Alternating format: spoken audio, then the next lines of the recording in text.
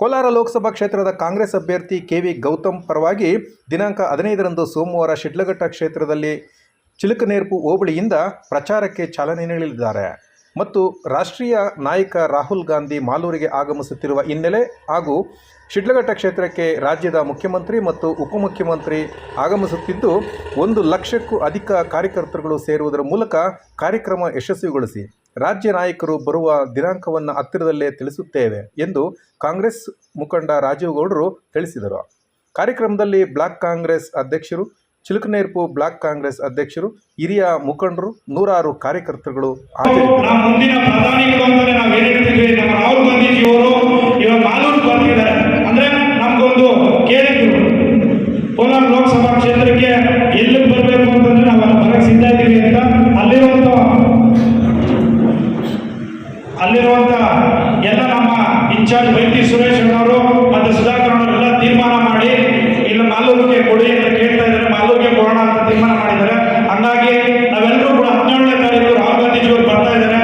ರಾಹುಲ್ ಗಾಂಧಿ ಅವರು ಬರೋ ಕಾರ್ಯಕ್ರಮಕ್ಕೆ ಶಿಡ್ಲಘಟ್ಟ ವಿಧಾನಸಭಾ ಕ್ಷೇತ್ರದಾದ್ಯಂತ ನಾವೆಲ್ಲರೂ ಅತಿ ಹೆಚ್ಚಿನ ಸಂಖ್ಯೆಯಲ್ಲಿ ಹೋಗಿ ಆ ಕಾರ್ಯಕ್ರಮಕ್ಕೆ ನಮ್ಮ ರಾಷ್ಟ್ರೀಯ ನಾಯಕರಿಗೆ ನಾವು ಹೋಗಿ ಅವ್ರಿಗೊಂದು ಸನ್ಮಾನ ಕೊಡೋದ್ರ ಮುಖಾಂತರ ನಮ್ಮ ಕಾಂಗ್ರೆಸ್ ಪಕ್ಷನ ಮತ್ತಷ್ಟು ಬಲಪಡಿಸೋ ಕೆಲಸನ ಮಾಡಬೇಕಾಗಿದೆ.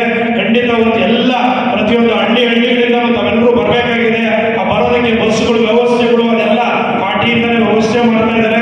ಅದಕ್ಕೆ ಅಲ್ಲಿನ ಮುಖಂಡರಿಗೆ ನಾವೀಗ ನಮಗೇನು ಇಲ್ಲಿಂದ ಜನ ಹೋಗೋದ್ರಲ್ಲಿ ಹೊಸದೇನಿಲ್ಲ, ಅವತ್ತಿಂದಲೂ ನೀವು ಕಾಪಾಡ್ಕೊಂಡ್ ಬಂದಿದ್ದೀರಾ.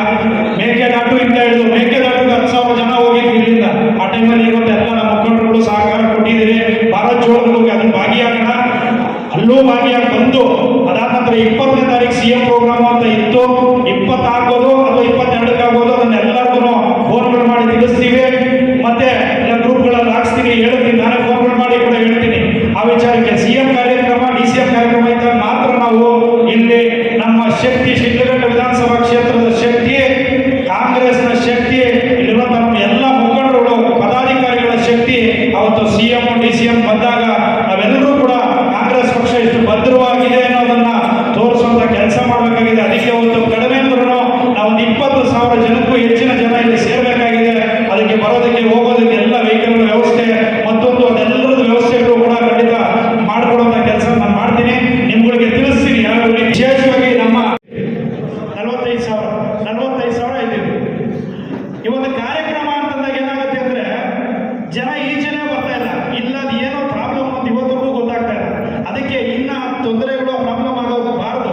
ಇಲ್ಲಿರುವಂತ ನಮ್ಮ ಟೌನಲ್ಲಿರುವಂತ ಕಾಂಗ್ರೆಸ್ ಕಾರ್ಯಕರ್ತರು, ಮುಖಂಡರುಗಳು, ಕೌನ್ಸಿಲರ್ಸ್, ಡೆಪ್ಯೂಟೆಡ್ ಕೌನ್ಸಿಲರ್ಸ್ ಎಲ್ಲರೂ ಕೂಡ ಅವತ್ತು ನಾವೆಲ್ಲರೂ ನಮ್ಮ ಪಕ್ಷದ ಮುಖ್ಯಮಂತ್ರಿಗಳು ಮತ್ತೆ ಉಪಮುಖ್ಯಮಂತ್ರಿಗಳು ಬರ್ತಾ ಇದ್ದಾರೆ. ಆ ಒಂದು ಕಾರ್ಯಕ್ರಮಕ್ಕೆ ಪ್ರತಿಯೊಂದು ವಾರ್ಡಿಂದನೂ ಎಲ್ಲರೂ ಕೂಡ ಮಿನಿಮಮ್ ಒಬ್ಬೊಬ್ಬರು ಕಡಿಮೆ ಅಂದ್ರೂ ಒಂದು 500 ಜನ ಸೇರಿಸುವಂತ ಕೆಲಸಗಳನ್ನ ಮಾಡಬೇಕು. ಖಂಡಿತ ಮಾಡ್ತೀರ ಅನ್ನೋ ಒಂದು ನಂಬಿಕೆ ಕೂಡ ಇದೆ. ಮುಖ್ಯಮಂತ್ರಿಗಳು ಮತ್ತು ಉಪಮುಖ್ಯಮಂತ್ರಿಗಳು ಬರ್ತಾ ಇದ್ದಾರೆ. ಆ ಜನ ಸೇರೋದ್ರ ಮುಖಾಂತರ ನಾವಿಲ್ಲಿ ಒಂದು ತೋರಿಸಿದ್ರೆ ಜನಕ್ಕೆ ಏನಾಗುತ್ತೆ, ಇಡೀ ಶಿಡ್ಲಘಟ್ಟ ವಿಧಾನಸಭಾ ಕ್ಷೇತ್ರದಾದ್ಯಂತ ನಮ್ಮ ಜನ ಇದ್ದಾರಪ್ಪ. ಇವತ್ತು ಏನಾಗುತ್ತೆ ಅಂತಂದ್ರೆ ಎಲ್ಲರೂ ಅಷ್ಟೇ ನಮ್ಮ ಪಕ್ಷದಲ್ಲಿ ಏನಾಗುತ್ತೆ ವೋಟರ್ಸ್ ಹಾಕ್ಬಾರ್ದು ಅನ್ನೋ ಒಂದೇ ಒಂದು ಉದ್ದೇಶದಿಂದ ನಾನು ಏನೇ ಒಂದು ನಿರ್ಧಾರ ತಗೊಂಡಿದ್ರು ನಮ್ಮ ಮುಖಂಡರುಗಳ ಸಲಹೆ ತಗೊಂಡು ಮಾಡಿರ್ತೀನಿ. ದಯವಿಟ್ಟು ಏನೇ ತಪ್ಪಿದ್ರು ಕೂಡ ಕ್ಷಮಿಸಬೇಕು ಅಂತ ಕೇಳ್ಕೊಳ್ತಾ, ಮುಂದೆ ಚುನಾವಣೆಯಲ್ಲಿ ಯಾವುದೇ ಒಂದು ಸಣ್ಣ ಚುನಾವಣೆ ಇದ್ರೂ ಕೂಡ ನಿಮ್ಮ ಜೊತೆ ಇರ್ತೀನಿ ಅನ್ನೋ ಮಾತು ಕೊಟ್ಟು ತಮ್ಗೆಲ್ರಿಗೂ ಕಾರಣಾಂತರದಿಂದ ಇವರು ರಾಜೇಗೌಡರು ಬಂದು ಅನೇಕ ಸೇವೆ ಮಾಡಿದ್ದಾರೆ. ಆ ಸೇವೆನ ಕೊಡಿಸೋದಕ್ಕೆ ಇವರೆಲ್ಲ 3 ಭಾಗ ಆಗಿರೋದು ಸೋತಿದ್ದಾರೆ. ಬಟ್ ಇವಾಗ ಏನ್ ಮಾಡೈತಿ, ಎಲ್ಲರೂ 3 ಒಂದಾಗಿದ್ದಾರೆ. ಕಾರಣಾಂತರದಿಂದ ನನಗೆ ನಾನು ಬಂದಿರಲಿಲ್ಲ, ನೆನ್ನೆ ಸೇರಿದ್ದಾರೆ. ನಮ್ಮ ಮುನಿಯಪ್ಪನವರು ಹೇಳಿದ್ದಾರೆ, ರಾಜೇಗೌಡರು ನಾಯಕತ್ವದೊಳಗೆ ನಮ್ಮ ಪುಟ್ಟರಾಜನಪ್ಪನವರು ಸೇರಿಸ್ಕೊಂಡು ಹೈಕಮಾಂಡ್ ಎಲ್ಲ ತಿಳಿಸಿದಾರಂತೆ. ದಯವಿಟ್ಟು ಇವ್ರ ನಾಯಕತ್ವದೊಳಗಿನ ಮುಂದೆ ಸಣ್ಣ ಎಲೆಕ್ಷನ್, ಜಿಲ್ಲಾ ಪಂಚಾಯತಿ, ತಾಲೂಕು ಪಂಚಾಯತಿ ಎಲ್ಲ ಎಲೆಕ್ಷನ್ಗಳು ನಡೀತದೆ. ಇದರೊಳಗೆ ಎಲ್ಲ ನಾವು ತಗೊಂಡ್ರೆ ನಾವು ಮುಂದೆ MLA ಇದಾಗ ಆದ್ರಿಂದ ಇವತ್ತು ಅತಿ ಹೆಚ್ಚು ಅಂದ್ರೆ highest rate ಅಂದ್ರೆ ಈ ಸರಿ ಬರ್ತದೆ. highest rate ಯಾಕೆ ಬರ್ತದೆ, ನಮ್ಮ ಸಿದ್ದರಾಮಯ್ಯ ಅವರ ಸರ್ಕಾರ 5 ಗ್ಯಾರಂಟಿಗಳು. ಅದರಿಂದ ಕೆಲವು ಹೇಳ್ತಾರೆ ಏನು ಪುಕ್ಸಾಟಿ ಕೊಡಬೇಕು. ನಾನು ಈ ಕಾರ್ಯಕ್ರಮಕ್ಕೆ ಬಂದಿರಲಿಲ್ಲ, ಬರೋಕ್ಕೆ ಇಷ್ಟನೂ ಆಗಲಿಲ್ಲ. ಯಾಕಂತಂದ್ರೆ ನಾವು ರಾಜೀವ್ ಗೌಡರನ್ನ 2023ನೇ ವಿಧಾನಸಭಾ ಚುನಾವಣೆಯಲ್ಲಿ ನಮಗೆ